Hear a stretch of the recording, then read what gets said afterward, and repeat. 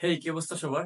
So আজকে আমি তোমাদের সাথে একটা সেকেন্ড টাইমারের একজনের গল্প শেয়ার করব, যে এবার সাস্টে সিএসসি তে চান্স পাইছে। তো আমি আশা করি যে তার এই ছোট্ট ব্যাপারটা তোমাদের সাথে শেয়ার করলে তোমরা এই জিনিসটা থেকে অনেক কিছু আসলে শিখে যেতে পারবা, এবং নিশ্চয়ই যারা হতাশায় আছো তারা এখান থেকে বের হয়ে আসতে পারবা। ওকে, দেখো, একজন স্টুডেন্ট যার নাম আমি বলবো না, আমার জিএসটি মেন্টরশিপ কোর্সে ছিল।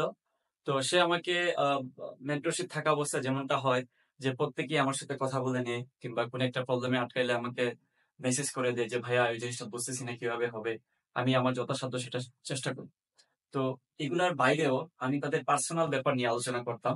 অর্থাৎ কারোর যদি কোনো ফ্যামিলিগত প্রবলেম, কিংবা তার কোনো একটা ফ্রেন্ড তার সাথে ওইটা করছে, মেন্টাল যে সিচুয়েশন সেটা নিয়ে কিন্তু আমার সাথে সে কাউন্সিলিং করে। তো তারই পরিপ্রেক্ষিতে ওই ছেলেটা আমার সাথে কথা বলার সময় তখন বারবারই বলতেছিল যে ভাইয়া, আসলে আমার মনে হয় না কোথাও চান্স হবে, যেটা তোমাদের মধ্যে অনেক বেশি এটা দেখা যায়। তো এই জিনিসটা আমি তোমাদেরকে বিশ্বাস করতে বলবো, যে দেখো, সে কিন্তু আমাকে বারবার বলতো যে ভাইয়া আমার মনে হয় চান্স হবে না। সে অন্য কোথাও চান্স পায় নাই, যেমন ফার্স্ট টাইমে তার কোথাও হয় নাই, জিএসটিতে খুবই খারাপ মার্ক আসছে, ইভেনচুয়ালি একটাতে ফেইলও আসছে, আর ফেল মানে জিরো আসছে আর কি। তো এই যে একটা ব্যাপার, তারপর কোনো জায়গায় চান্স হয় নাই, ডিউ থেকে শুরু করে ডুয়েট ফিয়েট চুয়েট বুয়েটে পরীক্ষা দিতে পারে নাই। সেই জায়গাটা থেকে সে বারবার বলতেছিল যে ভাইয়া আমি কি আসলে পারবো, ফ্যামিলি তো সাপোর্ট দিচ্ছে না। তার ওই টাইমটিতে আরো আরো যে কঠিন যে ব্যবস্থা, যে তার গার্লফ্রেন্ড তার সাথে চিট করে চলে গেছে কারণ তার কোথাও চান্স হয় না। এই যে একটা মর্মান্তিক কাহিনী, তার ওই মেন্টাল সিচুয়েশন কিন্তু সে খুবই খুবই একটা খারাপ সিচুয়েশন ছিল।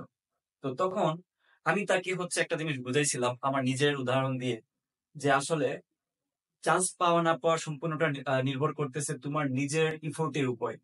এটা কখনোই মিন করে না তুমি অন্য কোথাও চান্স হয় নাই দেখা তোমার এখন হবে না, এটা কখনোই মিন করে না।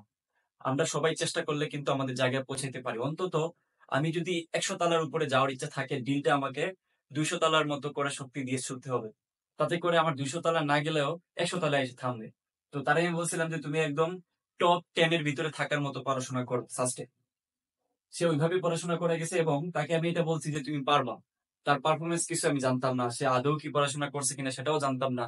আমি শুধু তাকে বলছি যে তুমি পারবা, একটা লজিক দিয়ে বলছিলাম যে আমি পারছি তুমিও পারবা। তো এই যে ছোট একটা ব্যাপার, যে তাকে তার কঠিন সময়ে তারে একটা পজিটিভ ব্যাপার তাকে বলা, মোটিভেট করা, সে জায়গাটা থেকে কিন্তু সে সাস্টের সিইসি তে এবার ভালো একটা পজিশনে চলে আসছে।